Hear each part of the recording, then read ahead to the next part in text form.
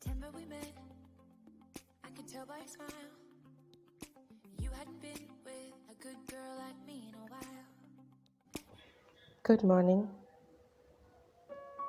आज दिन के शुरू में मुझे चेक करना था वो कबूतर का घोंसला, क्योंकि कल मैं पूरा दिन बहुत बिज़ी थी तो ठीक तरह से उसको पानी या फिर खाना जो मैं रिफ़िल करती रहती हूँ वो मैं कर नहीं पाई। देखिए डर गए, और ये डर के ना एक ओपनिंग में चला जाती है, दाहिनी या फिर बाएं एसी के एक तरफ, ताकि वो उड़ सके। और यहाँ पे कपड़े धो के मैंने सुखाने को दे दिया। ये जो पेड़ था पूरा एकदम मॉन्स्टेरा मेरा झुलस गया था जब मैं 1 महीना नहीं थी, और 2 बस मनी प्लांट बचे थे। ये मनी प्लांट भी मैंने थोड़ा सा पानी को निकाल के पुराना वाला फ्रेश डाला है, और थोड़ा इसमें पत्ते भी आया है। मनी प्लांट में भी छोटा नया पत्ता आया है, मतलब कि अभी लग रहा है कि ये बचा है।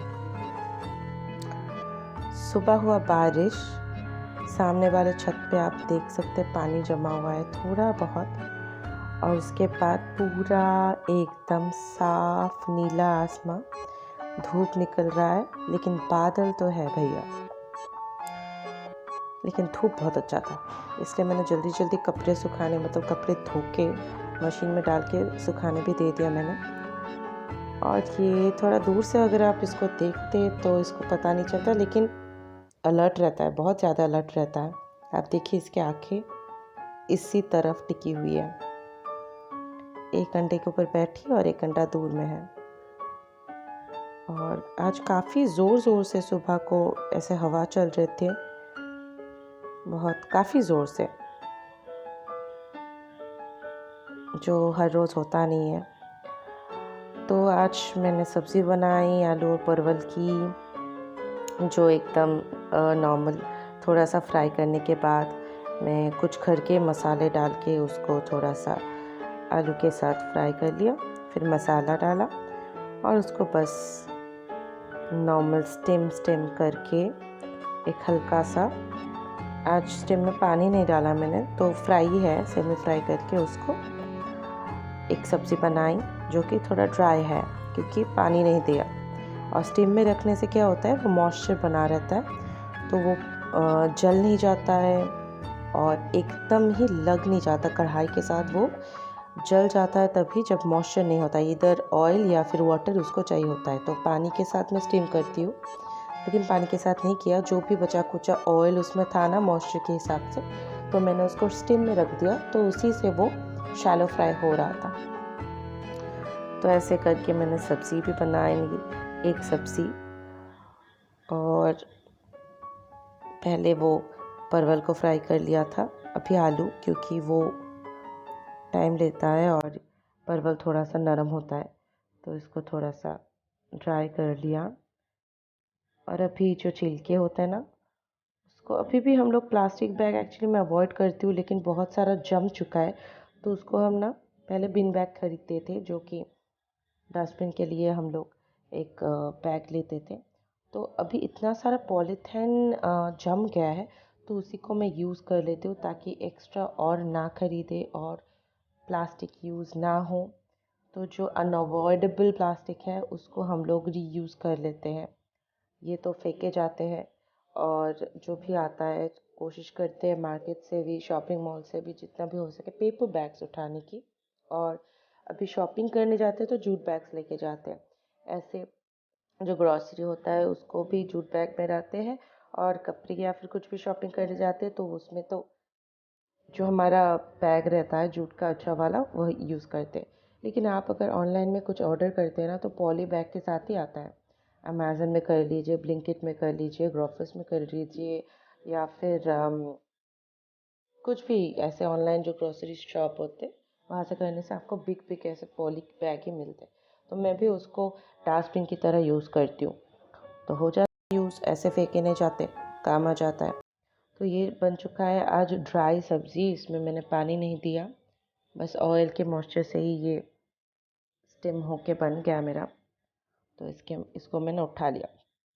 इसमें ना थोड़ा तेल था, तो मैं तेल को, जब वो फ्राई हो जाता है, जबकि ये मस्टर्ड ऑयल है, ऑलिव ऑयल होता तो अलग है, उसका हीट रेजिस्टेंसी थोड़ा कम है, तो उसका आप इतना फ्राई नहीं कर सकते। मस्टर्ड ऑयल में आप कर सकते हैं।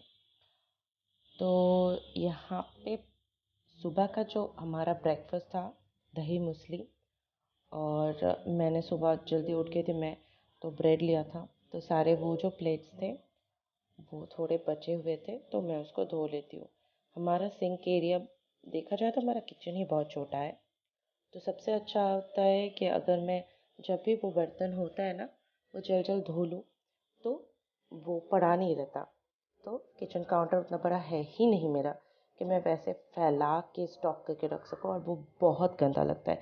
इसलिए मैं क्या करती हूँ, वो जब भी होता है, जब भी जमता है, खाना खा लिया, बर्तन रखा, धो लिया। हो सकता है कभी कभी 15 मिनट 20 मिनट का गैप हो जाए कि आप दूसरा कोई काम कर रहे हैं जो प्रायोरिटी बेसिस में आपको ज़्यादा इम्पोर्टेंट लगता है, तो वो रख देती हूँ। और जितना भी जल्दी हो सके धो के साफ़ करके ये काम मैं निपटा लेती हूँ, ताकि बेसिन एरिया और किचन काउंटर जो भी मेरा छोटा मोटा है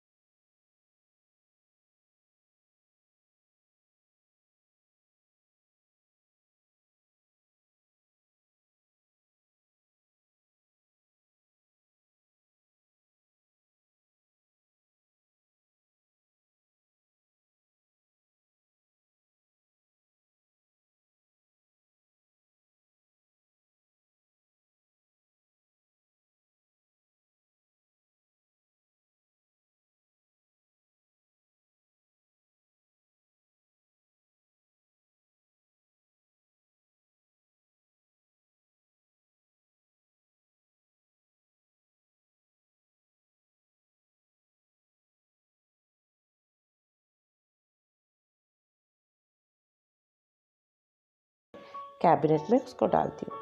और यह दूसरा आइटम आइटम बोलने से कुछ और नहीं, ये हम लोग जो बीट गार्ड होता है ना, बंगाली में बोलते हैं उच्छे, उसका एक बड़ा वाला एक स्पीसी आता है, उसको हम बोलते हैं काकरोल।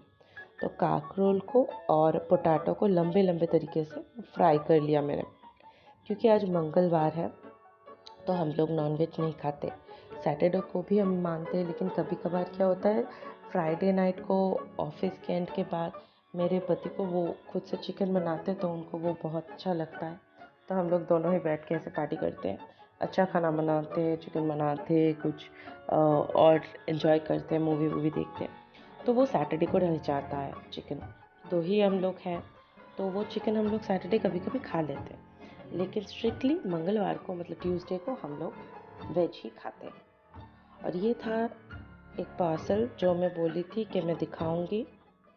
एक्चुअली ये मैंने अमेज़न से सॉरी ये मैंने अमेज़न से ऑर्डर किया था। अमेज़न, पता नहीं कान में खटक रहा है, जो भी हो, अमेज़न से ऑर्डर किया था।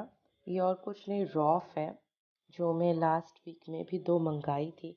एक्चुअली हुआ क्या था, रॉफ एक टाइल क्लीनर है, बाथरूम के लिए काम आता है। तो मैं सारे रिव्यूज़, यूट्यूब वीडियोस सब कुछ देख के, बहुत सारे रिव्यूज़ देख के मेरे मम्मी के लिए ऑर्डर दी थी, क्योंकि मम्मी के पास कोई ऐसा है नहीं जो इतना अच्छे से जो वाटर मार्क्स होते हैं ना, स्टेन्स होते हैं हार्ड वाटर के, वो निकाल सके। क्योंकि मम्मी के पैर में भी दर्द है, तो वो उतना नहीं कर सकती। तो मैं डास्टर के साथ कुछ यूज़ कर सके जो इजीली वो अवॉइड मतलब साफ़ कर सके उसको, इसीलिए मैंने उनको रॉफ ला के दी थी मैं। और अच्छा हुआ, उनको अच्छा लगा। तो मैंने घर के लिए भी सोचे थे ऑर्डर करूँगी, तो मैं मेरे हस्बैंड को बोल रही थी कि रॉफ ऑर्डर करना है, तो एक ही दिन में हम लोग 2-2 रूम में जाके दोनों अलग अलग ऑर्डर कर लिए। तो ये मुझे पड़ा है 1 लीटर का 275 रुपये, जबकि मेरे पति जो ऑर्डर दिए थे एक एक 1+1 2 लीटर का, वो सिर्फ 280 पड़ा था, क्योंकि वो उसको प्राइम का सब्सक्रिप्शन है उसके पास, उनके पास। तो यहाँ पे मैंने सब्ज़ी तो दूसरा आइटम जो फ्राई है वो बन रहा है मेरा। इधर जो बादल घना हो रहा है इसके लिए मैं कर रही हूँ जुगाड़। मैं देख रही हूँ कि कपड़े सूखे कि नहीं, तो मैं थोड़ा सा स्मेल ले लेती हूँ। हाँ, जो भी भीगा भीगा रहता है ना उसमें एक टैम्प वाला स्मेल रहता है, तो मैं एक बार सूख लेती हूँ और हाथ से भी देख लेती हूँ गाल पे कि हाँ ये सूखा हुआ है, ये ठंडा है कि नॉर्मल हवा से, या फिर ये भीगा है। तो ऐसे मैंने सब वगैरह, नहीं तो जो जैसा हालत है आसमान का तो लग रहा है कि आने वाला है बारिश।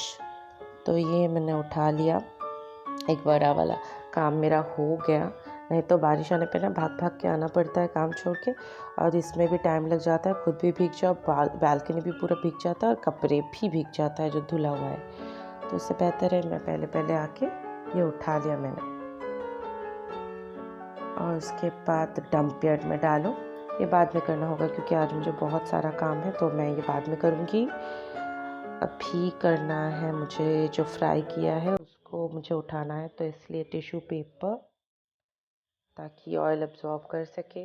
पहले वाला सब्ज़ी का तो मैंने ऑयल पूरा छान के निकाला है, लेकिन इसमें उतना ऑयल दिख नहीं रहा है कि आपको अलग कर पाओ आप, इसलिए मैं टिश्यू यूज़ करती हूँ ताकि जो भी एक्स्ट्रा ऑयल हो वो अब्जॉर्ब कर ले। और ये हो चुका फ्राई। इसमें आलू और काकरोल, जिसको हम बोलते हैं बंगाली में काकरोल बोलते हैं, तो ये डन। कढ़ाई मेरा पूरा जल चुका है आज, क्योंकि दो ही चीज़ फ्राई हुआ है। अगर वाटर के साथ आप स्टीम करते हो ना तो मसाले जो भी एकदम जुड़ जाता है कढ़ाई के साथ वो छूट जाते हैं वाटर के पानी की वजह से। लेकिन आज तो मैंने पानी वाला कुछ काम ही नहीं किया कढ़ाई में, इसलिए वो एकदम से लग गया। और एक तरफ मैंने ये सब्ज़ी और जो फ्राई इसको अलग करके रख दिया। और देखिए बारिश हो चुका है, सामने वाला छत काफ़ी भीगा है नीचे वाला धूप की वजह से, और इतना ड्राई है वेदर, सूख जा रहा है, थोड़ा थोड़ा भीगा है टाइल्स नीचे का। सामने वाला छत देखिए काफ़ी भीग चुका है। तो ये रैंडम ये चल रहा है, धूप आ रहा है, बारिश हो रहा है, फिर से क्लियर हो जा रहा है, लेकिन बादल तो है, काफ़ी बादल है। और जितना बादल है इसमें तो लग रहा है 2-3 बार और आएगा। हाँ, बारिश। अभी धूप भी थोड़ा थोड़ा आने लगा है। क्या हो रहा है पता नहीं चल रहा है, सच में पता नहीं चल रहा है। और ये बहुत सारा कपड़ा है, देखिए मुझे एकदम से बुखार आ रहा है कि सारा कुछ मुझे फोल्ड करना है। अभी ये बहुत टाइम लेता है एक्चुअली, फोल्ड तो मैं कर ही दूँगी, ये सारा काम मैं कर ही लेती हूँ जो भी होता है, लेकिन टाइम लगता है। और ये है खाना। आज मैंने नींबू नहीं लिया क्योंकि सब्ज़ी थोड़ा खट्टा खट्टा बनाया। मैंने अपने पिछले वाले ब्लॉग में भी बताया था, जो लोग रेगुलरली मेरा ब्लॉग देखते हैं उनको पता होगा कि मेरा जो मोबाइल फ़ोन है वो पूरा गया, मतलब डैमेज हो चुका है, कुछ नहीं हो रहा है।